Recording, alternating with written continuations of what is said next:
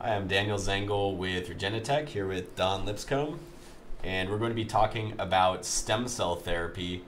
And I first just want to talk about the different forms of stem cell therapy that you're going to see available for patients today.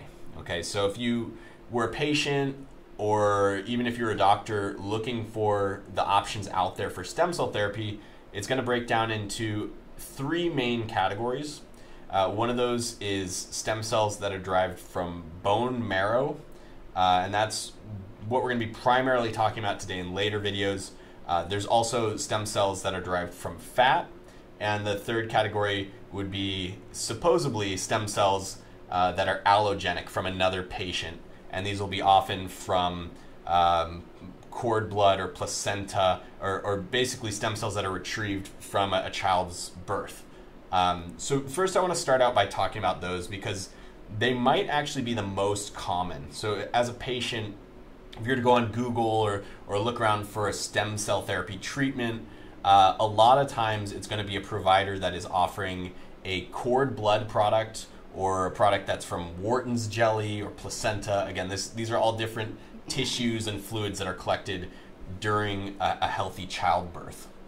Now, in theory, this is actually a great idea because there are a ton of stem cells that are in this tissue that can be recovered from childbirth, and these are generally very healthy, vibrant stem cells. It's a newborn, healthy child.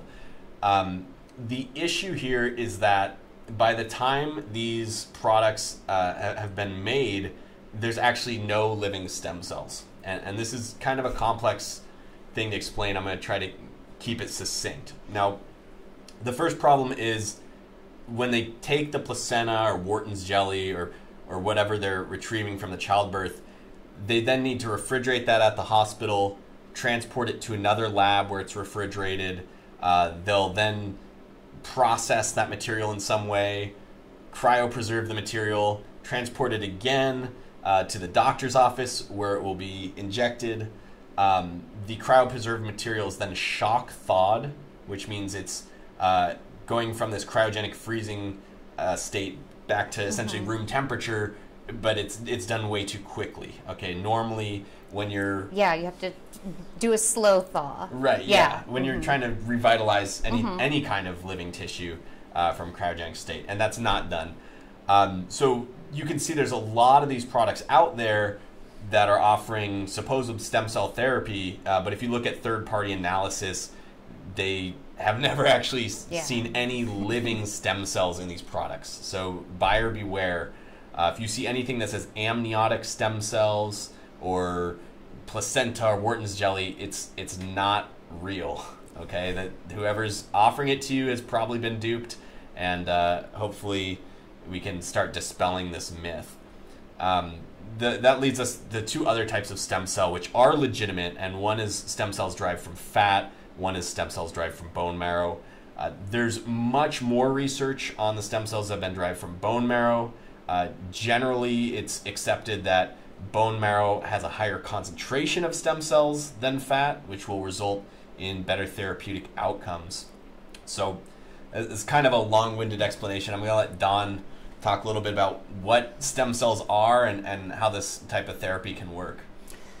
Great. So I'm going to mainly focus on bone marrow, just because there's more research and it pertains more to the studies we're going to discuss today. So bone marrow aspirate contains two major kinds of adult stem cells. The first, there is hematopoietic stem cells. And these basically make all the blood cells in your body. And these have a really amazing turnover rate. You produce about 500 billion new blood cells per day. So that's a pretty astonishing turnover rate. The next is mesenchymal stem cells, or MSCs, which will be the abbreviation that we're going to use. And they're found in almost all tissues. And interestingly, they're also parasites. Parasites, not parasites. Parasites, yes. Okay.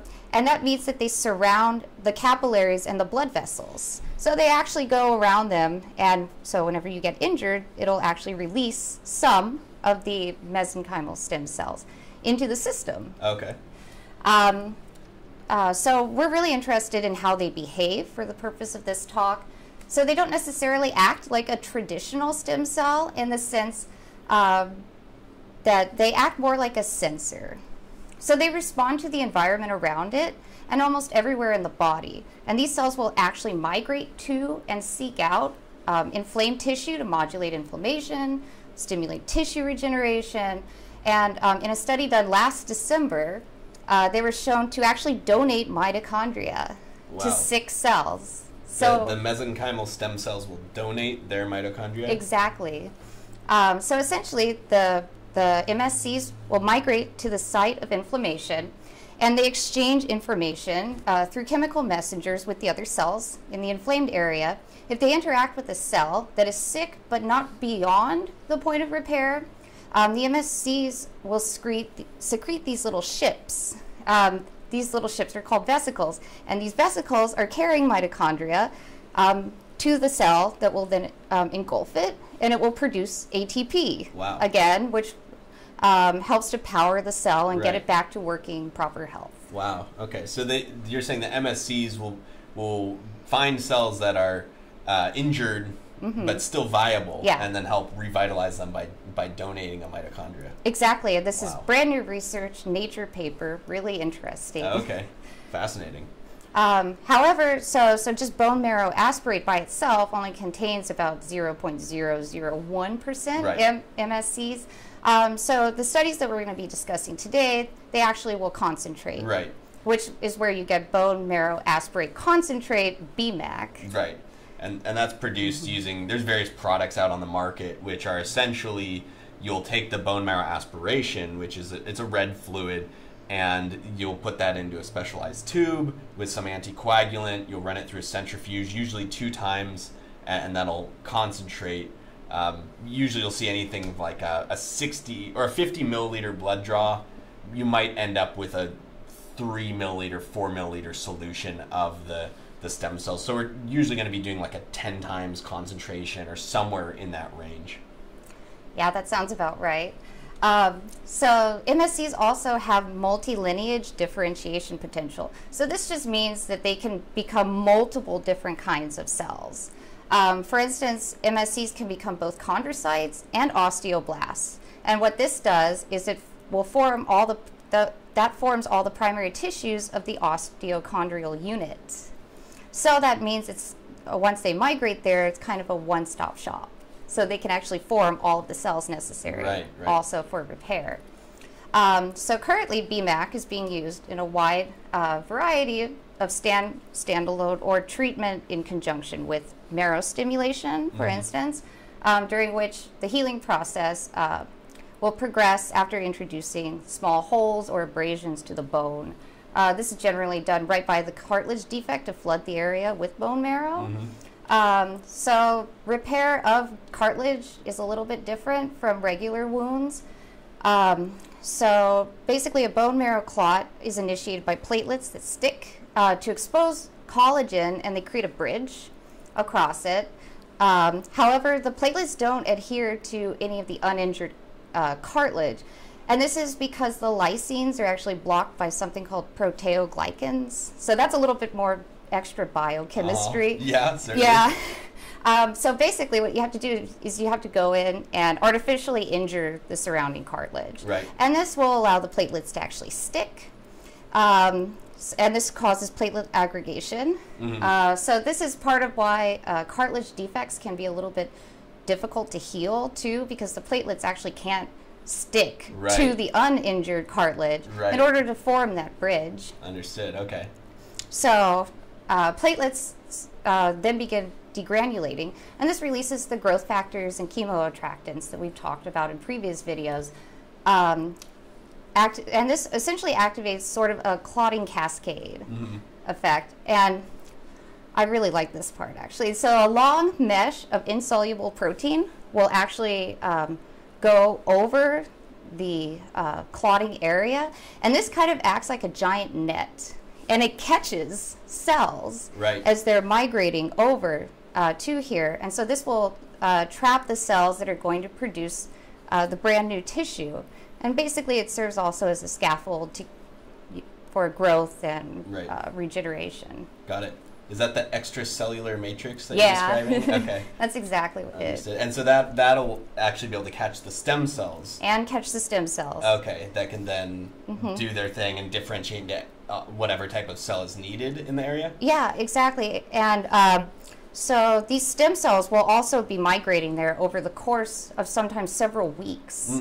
Because I don't know if you've ever experienced breaking a bone, but maybe a lot of people have. Normally your doctor will say, don't move it, don't use it at all for 6 weeks. Right. And the reason is that that's when finally all of this migration process and the bone is finally formed to some extent. You still don't want to put a lot of load bearing on it.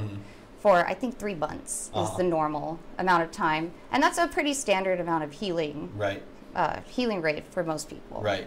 And so during that whole time, stem cells are continuing to be attracted to the site to facilitate this healing. Exactly. Okay, so we understand stem cells are involved in healing for a lot of different types of injuries in the body, which makes sense why a stem cell therapy like bone marrow aspirate concentrate could be used in many different conditions. So just a few minutes here, we're going to start talking about some research that's come out to show how stem cell therapy can treat a variety of conditions. All right.